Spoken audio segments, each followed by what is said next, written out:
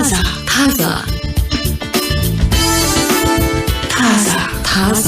ምናወራውና የመረጥነው ጉዳይ በቀን ለምን ያክል ሰዓት እንቀመጣለን፣ በጤናችን ላይ የሚያስከትላቸው ጉዳቶችስ የሚል ነው። ቢቢሲ ያወጣው ጉዳይ ነውና ህይወታችንን እስቲ እንቃኘው። ወይም በቀን 24 ሰዓት አለ። በ24 ሰዓት ውስጥ በአማካይ 8 ሰዓቱ የቀኑ እንቅስቃሴያችንን ብናየው እንኳን በአማካይ የት ቦታ ሄደን ተቀምጠናል፣ የቱ ጋር ተንቀሳቅሰናል። የገረመኝ ነገር ከመቀመጥ መቆም ተመርጧል በተደረጉ ጥናቶች። እንዴ መቆም ደግሞ ወገብ ያማል ኩላሊ ሰሞች ይባላል። እስቲ ነው ሳይንሳዊ ግኝቱ ምንድነው የሚለውን በስራ ቦታ፣ በቤት ውስጥ፣ በትራንስፖርት ላይ በቀን ለረጅም ሰዓት በመቀመጥ ያሳልፋሉ ብዙ ቦታ ያሉ ሰዎች የሚለውን መነሻ ያደርግና የተባሉት ጥናቶች ያረጋገጡት ነገር ለረጅም ሰዓታት ተቀምጦ መቆየት የልብ የደም ቧንቧና አይነት 2 የስኳር በሽታ የሚባሉትን ከባድ የጤና እክሎች የመፍጠር እድል ጨምሮ ተገኝቷል። ለዚህ መነሻ የሆናቸው እንደ አውሮፓውያን አቆጣጠር 1953 ላይ ወደ ኋላ ተመልሰው ማለት ነው ጥናቱን የጀመሩት የህብረተሰብ ጤና ባለሙያ የሆኑት ጄሪሚ ሞሪስ የሚባሉ የለንደን አውቶቡስ አሽከርካሪዎች ከረዳቶቻቸው አንጻር በልብ ህመም እየተያዙ አሳክሙን እያሉ የሚመጡት ለምንድን ነው የሚል ቆጠራ ነው የተደረገው።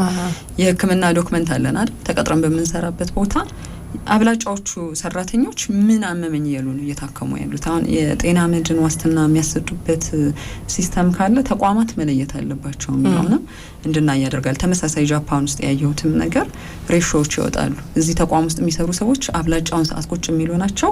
ባለፉት 10 እና 20 ዓመታት ለህክምና የመጡባቸው ጉዳዮች እነኚህ ናቸው ተብሎ እንደመነሻ አድርገውታልና 1953 እንደ አውሮፓውያን አቆጣጠር የነበረው ከረዳቶቻቸው አንጻር በልብ ህመም የሚሰቃዩ የነበሩት እና ለህክምና የሚመጡት ሹፌሮች ነበሩ። በእድሜ፣ በጾታ፣ በገቢ ሁለቱም ተመሳሳይ ናቸው። ለምን ትልቅ ልዩነት ታዲያ ተፈጠረ? በህመምም በሞትም የሚለው ሹፌሮቹንና ረዳቶቹን የማነጻጸር ነው። የአውቶቡስ ረዳቶች በእግራቸው እንዲቆሙና ትኬት ለመሸጥ ደግሞ የለንደንን ባለ 2 ፎቅ ያው ለንደን የምትታወቀው ባለ 2 ፎቁ አውቶቡስ ነውና እነኛ አውቶቡሶች ደረጃዎችን መውጣትና መውረድ ይጠበቅባቸዋል። አይቀመጡ፣ ይዟዟራሉ። አሽከርካሪዎች ግን ለረጅም ጊዜ ለመቀመጥ ይገደዳሉ ነው። ይህ አስደናቂ ጥናት በአካል ብቃት እንቅስቃሴና በልብ ጤና መካከል ያለውን ግንኙነት ለመመርመር መሰረት የያዘ ነው። ይህን ጥናት ለምንድን ነው ያጠኑት? በቅርቡ ታስታውሽ እንደሆነ የተባበሩት መንግስታት ድርጅት መቀመጥ አዲሱ ማጨስ በሚል መዝግቦት ሪፖርት ተደርጓል። ግን ደግሞ አሁን መቀመጥ እየበዛ የመጣበት አንዱ ስራም ብቻ አይደለም። ከስልክ ጋር ረጅም ሰዓት የሚቀመጡ ሰዎች አሉ። ያው ተደራራቢ ነገሮች አንገታቸውን ራሱ እንዲድፍት አድርጎ ስልክ እያዩ የጀርባ አጥንት ተቆርጦ የለንደን አውቶቡስ ረዳቶች አሁን ባይኖሩም በህይወት ባይኖሩም የሞሪስ የጥናት ውጤት ምን ይላል? ከመቼውም ጊዜ ይበልጥ መነሻ ልናደርጋቸው የሚገቡ ኬዞች እየተመዘገቡ ነው ዓለማችን ላይ። ከኮቪድ-19 ወረርሽኝ ወዲህ ከቤት መስራት በመጨመሩ የምንቀመጥበትን ጊዜ ሊጨምር ችሏል የሚለውን መነሻ ያደርጋሉ። የቢሮ ባህል በ1980ዎቹ የስራ ህይወታችንን በጣም ለውጦታል። አንዳንድ ተመራማሪዎች እንደውም የኛ ዝርያ ከሆሞ ሳፒያንስ ይልቅ ሆሞ ሴደንስ የተቀመጠው ሰው የሚለውን ፍቺ የሚይዝ ነው በሚል ጥናቱን የሚያደርጉ ሰዎች ፈገግ የሚሉበት ቀልድ እንዲቀልዱ አድርጓቸዋል። ረዘም ላለ ጊዜ መቀመጥ የምናመጣውን ጉልበት ይቀንሳል የሚለውን አረጋግጠዋል። ቴሌቪዥን መመልከት፣ ጌም መጫወት፣ መኪና መንዳትና ከጠረጴዛ ጋር የተያያዘ ስራን ጨምሮ የተለያዩ ተቀምጠን የምናከናውናቸው ነገሮች ናቸው የሚለውንም አይ መኪና መንዳት እስቲ ወደፊት ያው ቆሞ የሚነዳበት ሊሆን ይችላል። ምን ይታወቃል አይደል? ጣራውስ ቦዲው ራሱ በቃ ያልልሽ እና ወደ ላይ ይሰቀላል። ወደ እሺ ይሄ እንግሊዛውያኑ ያደረጉት ጥናት እንዳለ ሆኖ ጃፓን ላይ የተደረጋለ ራሱ WHO ያደረጋቸው ጥናቶችን እንደማጣቀሻነት ስንመለከት እዚህ ጋር የተዘረዘሩት ነገሮችን ነው የምናገኘው። የመቀመጥ ባህል ለከፍተኛ የልብና የደም ቧንቧ ህመም፣ ለአይነት 2 የስኳር በሽታና ያለ ጊዜው ሞትን የሚያስከትል እድሉ ከፍተኛ ሆኗል ይላሉ። በተለይ ቁጭ ብለን የምናሳልፈው ጊዜ ለተለያዩ የጤና እክሎች አስተዋጽኦ እንዳለው ይገልጻሉ። በአውሮፓውያኑ 2020 ከ6 ዓመታት በፊት የዓለም ጤና ድርጅት ያለ መንቀሳቀስ ባህሪን ለመቀነስ ምን እናድርግ ብሎ ባለሙያዎችን አማክሮ እርምጃዎችን በትንሹም ቢሆን መውሰድ እንድንችል ልምዶች እንድናዳብር በጣም ብዙ ምክሮችን የሚሰጥ ተቋም ሆኗል። እንደዛም ሆኖ ብዙ ለውጦች የሉም። ግን ለውጦች ካስመዘገቡበት ቀጠናዎች ውስጥ እስያውያን ይጠቀሳሉ። ከ2010 ጀምሮ ተመራማሪዎች ያለመንቀሳቀስ ባህሪ ከአካላዊ እንቅስቃሴ ካለማድረግ የተለየ መሆኑን ለመጠቆም ፈልገዋል ይላል። ቁጭ ብለው በቃ በቂ አካል ብቃት እንቅስቃሴ እናድርግ ብለው የወሰኑ ሰዎችን ልዩነትም ወስደዋል።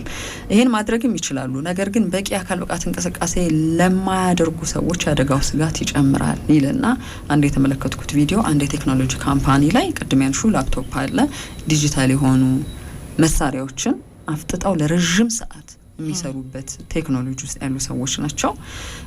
መሀከል ላይ እንዲያነቃቸውና እንዲነሱ ወደ መስኮት እንዲሄዱ ኮሊደር ወጥተው እንዲገቡ መጸዳጃ ቤት ገብተው እንዲወጡ የማድረግ ነገሩ ለውጥ ይዞ መጥቷል። እነኚህ ሰዎች በአማካይ ለ8 ሰዓታት እንቅስቃሴያቸውን ሁሉ ሳይቀይሩ ቁጭ ብለው የተገኙ ሰዎች ሆነዋል። ያለ መንቀሳቀስ ለምን በልብና በደም ስር ወይም ደግሞ ይሄ ካርዲዮቫስኩላር በምንላቸው በሽታዎች የመጋለጥ እድላችንን ታዲያ ጨመረ የሚለው ነው ሌላው ትኩረት ያደረጉበት ነገር። ዋናው መላምት በተለይ በእግሮች ላይ የደም ስር ቧንቧ ያለ መስራት ችግር መጨመር ነው የሚለውን ያሰምሩበታል። የደም ስር ለደምና ለፈሳሽ ዝውውር ዋና ኃላፊነት አለበት። አውስትራሊያ ውስጥ በተመሳሳይ እዚህ ጉዳይ ላይ ጥናት ተደረገና በአውስትራሊያ በሚገኘው የዴኪን ዩኒቨርሲቲ አካል ብቃት እንቅስቃሴና የስነ ምግብ ተቋም ፊዚዮሎጂ ባለሙያ የሆኑ ዴቪድ የሚባሉ ሰው የሰሩትን ጥናት ማጣቀሻ አድርገዋል። ረጅም ጊዜ መቀመጥ የሚያስከትለውን ውጤትና ሊደረጉ የሚገባቸውን መፍትሄዎች በሰፊው መመርመር ያስፈልጋል ይላሉ። መቀመጥ የሚታወቀው በጡንቻ እንቅስቃሴ መቀነስ ነው።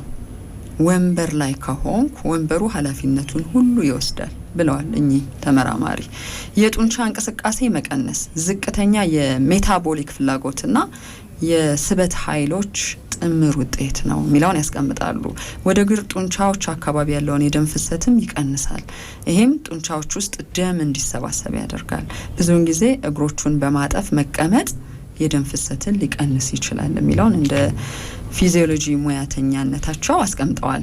የእግር ጡንቻዎች እንቅስቃሴ መቀነስ የሜታቦሊክ ፍላጎትን መቀነስ፣ የሜታቦሊክ ፍላጎት ደግሞ የደም ዝውውርን በዋነኛነት የሚወስን ነው የሚለውን ያብራሩና ስለዚህ በእግሮች ውስጥ ያለው የደም ፍሰትም አብሮ ይቀንሳል። ይሄ ደግሞ የደም ዝውውርን ሊቀንስ ይችላል የሚለውን ያስቀምጣሉ። በመደበኛ የደም ዝውውር ወቅት በደም ስሮች በግድግዳ ላይ ባሉት የኢንዶቴል የሚሏቸዋል ሴሎች ናቸው በደም መካከል ፍትጊያ ይፈጠራል የሚለውን በዋነኝነት አሳማኝ ምክንያት አድርገው አስቀምጠውታል። ይሄም እንቅስቃሴዎች በመደበኛነት እንዲከናወኑ የሚረዳ ነው የሚለውን ማሰብ አለብን ነው የሚሉት። የደም ዝውውር መቀነስ በተቃራኒው የደም ስሮች ጠባብ እንዲሆኑ ያደርጋል። ይሄም የደም ፍሰትን የበለጠ ይቀንሳል። ደም እንዲንቀሳቀስ ለማድረግ በሚል ደግሞ የደም ግፊት ይጨምራል። ህንድ ውስጥ ለአንድ ሕክምና የሄዱ አንድ ትልቅ ሰው እባካችሁ ተውኝ ቁጭ ልበል ይላሉ። ኦፕራሲዮን ካደረጉ በኋላ እና መተው ይሄ ፊዚዮቴራፒውን የሚሰጧቸው ሙያተኞች በተለየ እንክብካቤ ማሳመን ነው መንቀሳቀሳቸው ግድ እንደሆነ የሚነግሯቸውና ለማንኛውም እንደ ማሳያ ይሉና ቪዲዮ ይቀርጿቸውና እግራቸው አብጧል። ቅድም ያለው ይሄ ደም ዝውውር መቀነስ የደም ስሮች ጠባብ እንዲሆኑ ያደርጋል የሚለውን ለማሳየት ነው። በእርግጠኛነት እኛ በምናዘው መንገድ በየቀኑ ቀጣዩን የማገገም ሂደት ሲያደርጉ የደም ስሩ ስለሚሰፋ ማበጡ ይቀራል። ማበጡ ሲቀር ደግሞ ሌሎች የምንጠረጥራቸው ህመሞችም እየታከሙ ይሄዳሉ የሚል ይሏቸዋል። እንደምንም እያለቃቀሱ ኢትዮጵያዊ ናቸው ያደርጋሉ። በኋላ ላይ እግራቸው ቅልብጭ ይላል። ተአምር አይደል እንዴ? ተአምር እንቀሳቀስ ይላሉና አንዳንድ ጊዜ የሆኑ ለውጦች ሳይንሳዊ መነሻ አላቸው። የደም ዝውውር ይቀንሳል፣ የደም ስሮች ጠባብ እንዲሆኑ ያደርጋል። የደም ስር ጠባብ ሲሆን ደግሞ የደም ፍሰትን የበለጠ ይቀንሳል። የደም ፍሰት ከቀነሰ ደግሞ አሁን ቁርጭምጭሚቴ አካባቢ እግሬ አካባቢ የሚሉ ብዙ ሰዎች አሉ፣ በወጣትነታቸው ሁሉ ማለት ነው። ደሙ እንዲንቀሳቀስ ለማድረግ በሚል ደግሞ የደም ግፊት ይጨምራል ማለፊያ ስለሚያጣ እንደ ልቡ ይንቀሳቀስ የነበረው የደም ፍሰት የሆነ ቦታ ቁጭ ብሏል። ስለዚህ ግፊቱ ይጨምራል። ከፍተኛ የደም ግፊት ለልብና ለደም ስር በሽታዎች ከሚያጋልጡ ምክንያቶች አንዱ ነው የሚለውን እንደ ማሳመኛ የሚያመጡት በዚህ ምክንያት ነው። የ16 ዓመት ወጣትና ጤናማ ወንዶች ላይ የተደረገ ሌላ ጥናት ደግሞ ያሳየው ነገር አለ። ለ3 ሰዓታት መቀመጥ በእግሮች ላይ የደም ክምችት የደም ቧንቧን የመቋቋም ችሎታ ዲያስቶሊክ ይሉታል የደም ግፊትና የእግሮች ክብደትን ጨምሮ ተገኝቷል። ሌላ ጥናት ያሳየው ደግሞ ያለማቋረጥ መቀመጥ የደም ግፊትን ጨምሮ ተገኝቷል። ከ120 እስከ 180 ደቂቃዎች መቀመጥ በጣም ረጅም ጊዜ መቀመጥ ጣራ እንደሆነም ተመራማሪዎች ጠቁመዋል። 2 ሰዓትና ከዛ በላይ እስከ 3 ሰዓት ማለት ነው። ረጅም ጣራ ነው። ተቀመጠን እኮ 2 ሰዓት እዚህ ለዚህ ፕሮግራም ወጣ ገባ ማለት ነበርብን። መነሳት አለብን። ሙዚቃ ሲለቀቅ ማስታወቂያ ሲሄድ መንቀሳቀስ አለብን። መንቀሳቀስ የተባለው ደግሞ የእጅ እግር ባለሽበትም ሆነው ይናገሩታል። እሱን እናየዋለን። አንዳንድ ስራዎች ከመቀመጫዬ እንድነሳ ሁሉ አይፈቅዱልኝም ለሚሉ ሰዎች ማለት ነው። ከፍተኛ ቅባት ያለው ምግብ ከተመገብን በኋላ ለረጅም ጊዜ መቀመጥ፣ ይሄን ደግሞ በደንብ አስምሩበት። መቀመጥ የበለጠ ጎጂ ነው የሚለውንም አረጋግጠዋል። የጡንቻዎች ስርዓትም ሊጎዳ ይችላል። ረዘም ላለ ጊዜ መቀመጥ የጡንቻዎችን ጥንካሬ መቀነስ ምክንያት ይሆናል። የአጥንትን ጥንካሬም ይቀንሳል። ስብ እንዲጨምርም አስተዋጽኦ ያደርጋል። አንዲት ወጣት ልጅ ኮሌስትሮል ከባድ የጤና እክል አለብኝ አለችኝ። እንዴ አልኩኝ። እኔ ያው የግንዛቤ እጥረት ነው እና አስረዳችኝ ብዙ ነገር። አንድ ሰው ከስቶ ስላየሹ ወፍሮ ስላየሹ አይደለም ይሄ ከኮሌስትሮል ጋር የሚገናኘው ነገር። የደም ስር መጥበብን ሊያመጡ የሚችሉ የኑሮ ዘይቤዎች፣ የአመጋገብ ስርዓትን ጨምሮ እኔ የሚያወቅኩት ከታከምኩ በኋላ ነው አለችኝና አንዳንድ ጊዜ ሰውነታችን ውስጥ ያሉ ይሄ ደም ዝውውር፣ የደም ቧንቧ መጥበብ፣ መስፋት የምንላቸው ነገሮች በተፈጥሮ ብቻ ሳይሆን በኑሮ ዘያችን ምክንያት እክል የሚገጥማቸው ይሆናሉ። በተጨማሪ ረዘም ላለ ጊዜ መቀመጥ ከአካላዊ ምቾት ማጣት፣ በስራ ላይ ከሚፈጠር ጫናና ከፍተኛ የመተንፈስ ወይም ደግሞ ነገሮችን በተረጋጋ ሁኔታ የማስተዳደር እነሱ ባጭሩ ጭንቀት ጋር የተቆራኘ ሆኖም ተገኝቷል። አልፎ ተርፎ እንደውም ቁስለት ሊያስከትልም ይችላል ነው። አይነት 2 የስኳር በሽታን በመመርመር ላይ ያተኮሩት ዱንስታን የተባሉት እኚሁ ተመራማሪ ከምግብ በኋላ ለረጅም ሰዓት መቀመጥ በደም ውስጥ ያለው የግሉኮስና የኢንሱሊን መጠንን ጨምሮ ተገኝቷል ነው። የተዳከመ የኢንሱሊንና የተዳከመ የደም ቧንቧ ስራ የልብና ለደም ቧንቧ በሽታ እንደዚሁም ለአይነት 2 የስኳር በሽታ ተጋላጭነት ከፍተኛ አስተዋጽኦ እንደሚያደርግም ወደ 95% ድረስ በተደረጉ ጥናቶች የተረጋገጠ ነው። እነዚህ 2 ችግሮች ካሉ ለምን ለረጅም ጊዜ እንቀመጣለን? ልማዱን መስመር ለምን አቃተን የሚለው ደግሞ ቀጥሎ የሚመጣ ጥያቄ ነው። እኔ እንደማስበው ይላሉ ሰዎች መቀመጥን ይመርጣሉ። ብዙ ቦታ ጠይቄም ይሄን አረጋግጫለሁ። ህብረተሰቡም የሚያበረታታው ይሄንኑ ነው ይላሉ። ሰዎች ለምን ለረጅም ጊዜ እንደሚቀመጡ ሲመረምሩ በኋላ ላይ ያገኙት ውጤት ምንድነው? የስሪ ዩኒቨርሲቲ ሳይኮሎጂስት የሆኑት ቤንጃሚን፣ ስለዚህ አብሮ የሚያያዝ ነገር አለ ማለት ነው። ቤንጃሚን ጋርድነር ይባላሉ ሳይኮሎጂስት። ማንም ሰው ሆን ብሎ ያደረገው አይደለም፣ ነገሮች ይበልጥ የተመቹ እየሆኑ ሲሄዱ ብዙ አንንቀሳቀስ የሚለው ነው። 2018 ላይ እንደ አውሮፓውያን አቆጣጠር ጋርድነር እና ባልደረቦቻቸው በስብሰባዎች ላይ መቆምን የሚያበረታቱ ሰዎች ልዩ ማህበራዊ እንቅፋቶችን አጋጥሟቸው ይህንን ሪፖርት አድርገዋል። ትላንት የአዋሽ ፕሮግራም ነበር አላልኩሽም? የአዋሹ ፕሮግራም ላይ መቀመጫ እንዳይኖር ተደርጎ ነበረ። ሁሉም ቆመ። የስንት ደቂቃ ዝግጅት ነው? ወይ ስንት ሰዓት ነበር? 2 ሰዓት። ለ2 ሰዓት ሙሉ ቆመ ሰው። ግን በቃ ጨንቆታል። ብዙ ሰው ቅጣት ነው የሚመስለው። አጠገቢ የነበሩ ሰዎች መጀመሪያ ላይ ግን ለምን እንደዛ እንዲሆን እንደፈለጉ ተናግረው ነበር አዘጋጆቹ። እስቲ በቃ እንለውጥ፣ ብዙ ነገር ተለወጠ አይደል? ይሄው የሰነደ መዋለ ንዋይ ማርኬቱም ካፒታል ማርኬቱም ድንገት ነው ኢትዮጵያ ውስጥ የመጣውና ዘይ ስንለውጥ ገንዘባችንን ማንቀሳቀስ የምንችልባቸው ቀላል መንገዶች እንዳሉ ሆኖ ጤናችንን የምንጠብቅባቸው ነገሮችንም ጎን ለጎን እናድርግ በሚል ነው። ሌላ አሁን ወቅታዊ ከሆነ ነገር ጋር የፖለቲካ ፓርቲዎችም ክርክር ሲያደርጉ ቆመው ነው። አሁን ይሄ አንድ ያው ለሚመርጣቸው ህዝብ አክብሮትን ለማሳየት እናንተን ለማገልገል ነው ለወደፊቱ ቆመን ነው ምን አገለግለው። ይሄ ቁጭ ብለን ሪላክስ አድርገን የምንሰራው ስራ አይደለም ሊሆን ይችላል። መልእክቱ እንደዚህ አይነት ትርጉም ያሰጣል። ግን መቆማቸው ጥቅምም አለው። አንዳንድ ሰዎች ግን ከመቆም ጋር በተገናኘ ደግሞ ይሄ የጀርባ ህመም ያለባቸው ሰዎች ሊኖሩ ይችላሉ። ረጅም ሰዓት መቆም የማይችሉ ሰዎች ሊኖሩ ይችላሉ። ግን ከዚህ ችግር ውጭ ያሉ ሰዎች መቆም እንዲያውም ይሻላል ነው። የደም ዝውውር በቃ የደም ዝውውር ብዙ ነገር እንደሆነ ህይወታችን ውስጥ የሚያሳይ ነገር ነው። እና ምን ይላሉ እኚህ ሰዎች በሶስት የተለያዩ ስብሰባዎች ላይ መቆምን እንዲመረምሩ አበረታታን። እንዴት እንዳገኙት ለማወቅ ከእያንዳንዱ ስብሰባ በኋላ ቃለ መጠይቅ አደረግንላቸው። ግንኙነቶቹ ከፊሎቹ ደስ የሚሉ ናቸው፣ ከፊሎቹ ደስ የማይሉ ናቸው። ልክ እንደተባለው የሚቆነጠነጥ ሰው አለ። ለምን ወንበር እያለ ቁጭ ብለን ተረጋግተን እየበላን እየጠጣን አይሆንም እንዴ የሚል ቻሌንጅ ይኖረዋል ማለት ነው። ከእያንዳንዱ ስብሰባ በኋላ ቃለ መጠይቅ ሲያደርጉላቸው ያገኙት ነገር ምንድነው? አስደናቂ ነበሩ ግኝቶቹ ይላሉ እኚህ ባለሙያ። በመደበኛ ስብሰባ ላይ መቆም ተገቢ እንዳልሆነ ተሰምቷቸዋል። ለምንድነው ቆመን የምንሰበሰበው የሚለው በቃ አይምሯቸውም ትኩረታቸውም እና ያሳለፉት የመቆም ጊዜ ፌር እንዳልሆነ የተናገሩ ናቸው። አንዳንድ አሁን ቁጭ ረጅም ሰዓት የምትቀመጭባቸው በተለይ ስልጠናዎች ካሉ በየመሀሉ ተነስታችሁ ሰውነታችሁን አፍታቱ የሚሉ ስልጠና የሚሰጡ ሰዎች አሉ።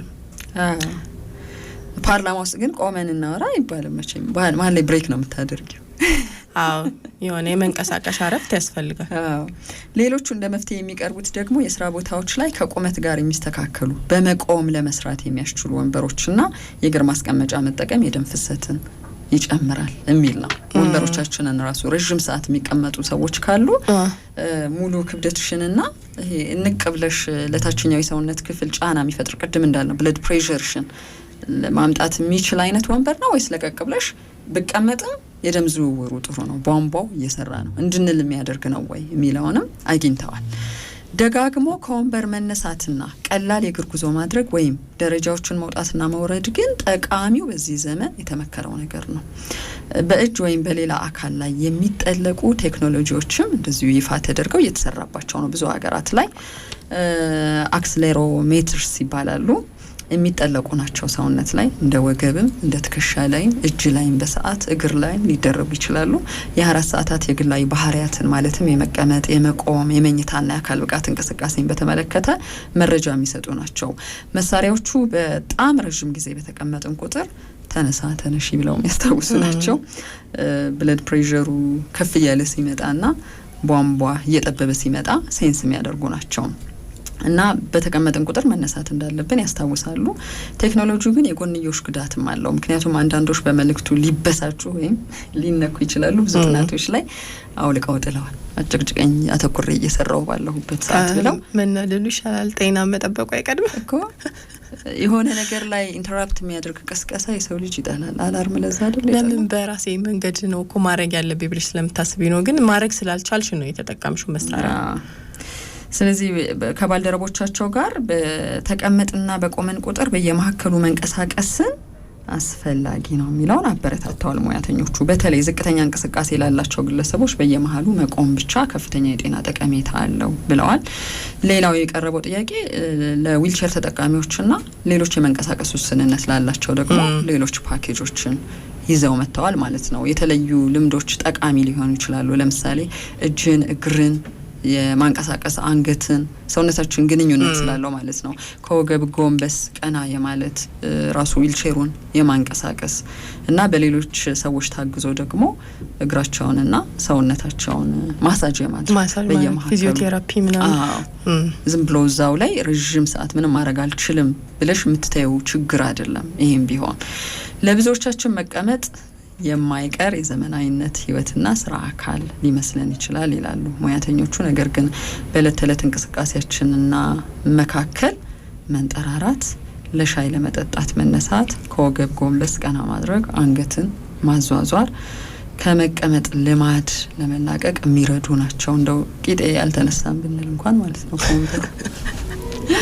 አይ በቃ መቆም ራሱ አዲሱ ነገር ነው። በዛሬው መረጃ ላይ መቆምን ከመድከምና ምንም አይነት ጥቅም የሌለው እንቅስቃሴ አድርገን ነው የምናስበው። ግን መቆም ከመቀመጥ ይሻላል።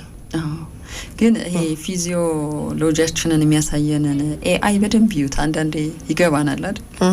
ለምሳሌ ሰውነት ክፍላችን ውስጥ ስንቀመጥ ምን ይሆናል? እግራችን፣ ሰውነታችን፣ የስብ መጠናችን፣ አተነፋፈሳችን የሚለውን ግልጽ በሆነ መንገድ አስቀምጠውታል። ቢመለከቱት እንደውም ጥሩ ነው። ይሄን ሁሉ ነገር ማንበብ ሳይኖርብን ቪዲዮቹ ማሳየት ይችላሉ። ስትቀመጪ ምን ይሆናል ሰውነትሽ፣ ስትቆሚ ምን ይሆናል እንቅስቃሴ ላይ ስትሆኚ የሚለው። ጥሩ እሺ፣ ታዛ ነው የሰማችሁ ያላችሁ። ታዛ